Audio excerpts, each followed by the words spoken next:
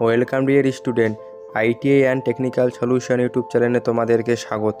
আজ আমি ভিডিওটি নিয়ে আসছি WBCAFEর কাট আপ নিয়ে। চলো ভিডিওটি শুরু করা যাক।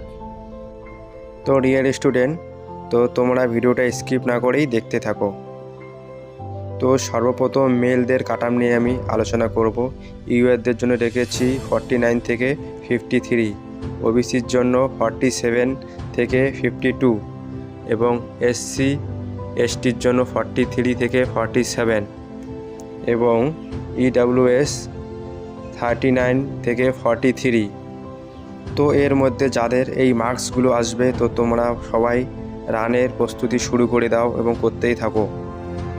এবং এরপর আসছে ফিমেলদের কাট আপ। তো ফিমেলদের জন্য এখানে ইউআরএ রেখেছি 41 থেকে 45 এবং ওবিসির জন্য 40 থেকে 44 এবং এসসি এসটির জন্য 37 থেকে 41 এবং ইডাব্লিউএসের ক্ষেত্রে থাকছে এখানে 34 থেকে 39।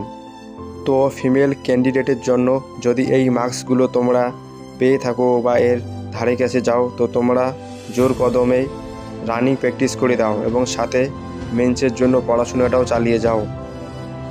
এবং ডিয়ার স্টুডেন্ট, প্রত্যেকেই বলছি যে এই মার্কসগুলো একটা অ্যানালাইসের উপর। তো তোমরা এই মার্কসগুলো একটু বেশি হতে পারে এবং কমে হতে পারে, কিন্তু আশা করা যায় এর মধ্যেই হবে। তো তোমরা প্রত্যেকেই ভালো করে প্র্যাকটিস করে যাও মাঠের জন্য এবং পড়াশোনাটাও চালিয়ে যাও সাথে মেন্সের জন্য। আর একটা কথা হলো, এই কাট আপটা শুধু মাঠের জন্য, এবং যখন মেন্স হবে তোমাদের তখন আবার নতুন করে কাট আপ হবে, কিন্তু সেই ক্ষেত্রে কাট আপটা পুরো হাই যাবে। তো ডিয়ার স্টুডেন্ট, তোমাদের মনে ডাউট যে রেজাল্ট কবে, তো রেজাল্ট জারি করবে। তো তোমরা তোমাদের লক্ষ্য স্থির রাখো, রেজাল্ট ওরা সময় মতো পাবলিশ করে দেবে। আর একটা কথা হচ্ছে যে রানিং কবে, সম্ভবত বলা যেতে পারে কিছুদিন আগেই তো WBCর এক্সাম হলো, তো তাদের মাঠটা আগে হবে, তারপরেই কেপির মাঠের জন্য ডাকবে। তো তোমরা নিশ্চিন্তে থাকো, সময় মতো সব কিছু WBC বোর্ড করবে এবং তোমরা তোমাদের লক্ষ্য স্থির রাখো এবং পড়াশোনা চালিয়ে যাও এবং মাঠটা ভালো করে প্র্যাকটিস করো। এবং ভিডিওটি যদি হেল্পফুল হয়ে থাকে একটা লাইক করে দিও এবং কিছু জানার থাকলে কমেন্ট বক্সে গিয়ে কমেন্ট করো এবং পারলে বন্ধুদেরকেও শেয়ার করে দিও।